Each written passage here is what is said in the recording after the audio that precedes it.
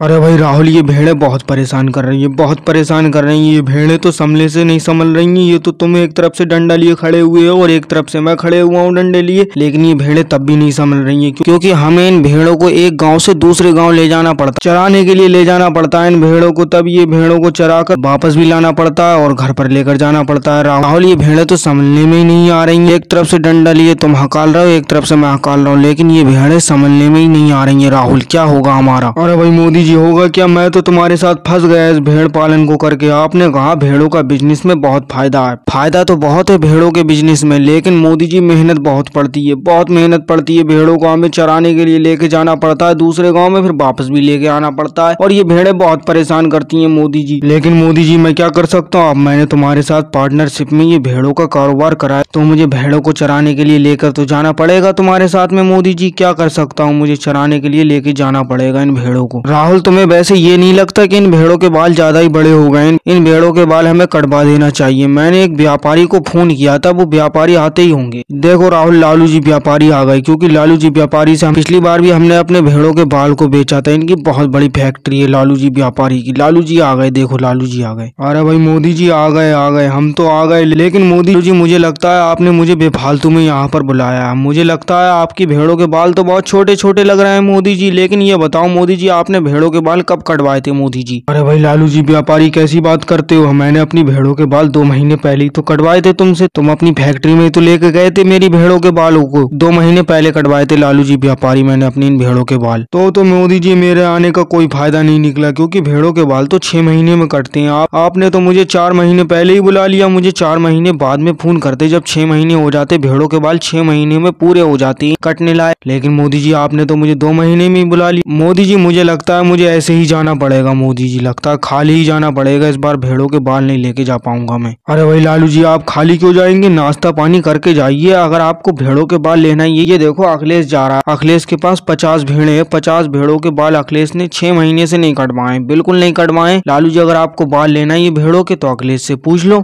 अरे भाई राहुल, ज्यादा बेफालतू की बातें तो करो मत। मैंने तुमसे पिछली बार भी यही कहा था, अभी मैं अपनी भेड़ों के बाल नहीं कटवाऊंगा, लेकिन तुम बेफालतू की बातें कर रहे हो। और मोदी जी भी थोड़ी बेफालतू की बातें कर रहे हैं। मोदी जी ने लालू जी को 4 महीने पहले बुला लिया भेड़ों के बाल कटवाने के लिए। लेकिन राहुल, मैं बता दूं तुम्हें, मैं अपनी भेड़ों के बाल अभी नहीं कटवाऊंगा। अभी 2 महीने बाल नहीं कटवाऊंगा, 2 महीने बाद कटवाऊंगा अपनी भेड़ों के बाल। अरे भाई अखिलेश, क्या करोगे इतने टाइम तक अपनी भेड़ों के बाल बड़े करते हुए? तुम्हारी भेड़ों के बाल बहुत बहुत बड़े हो गए, बहुत बड़े बाल हो गए। तुम कटवा ही दो, लालू जी को कटवा दो अपनी भेड़ों के बाल। अरे भाई मोदी जी और राहुल, क्यों जोर कर रहा हो अखिलेश के ऊपर? अखिलेश जब मना कर रहा है मैं अपनी भेड़ों के बाल नहीं कटवाऊंगा, तो नहीं कटवाने दो अखिलेश को। अखिलेश नहीं कटवाएगा, मत कटवाने। मोदी जी और राहुल, मैं 4 महीने बाद आऊंगा, 4 महीने बाद भेड़ों के बाल ले जाऊंगा तुमसे मैं। और भाई लोगों, वीडियो को लाइक करो, चैनल को सब्सक्राइब करो।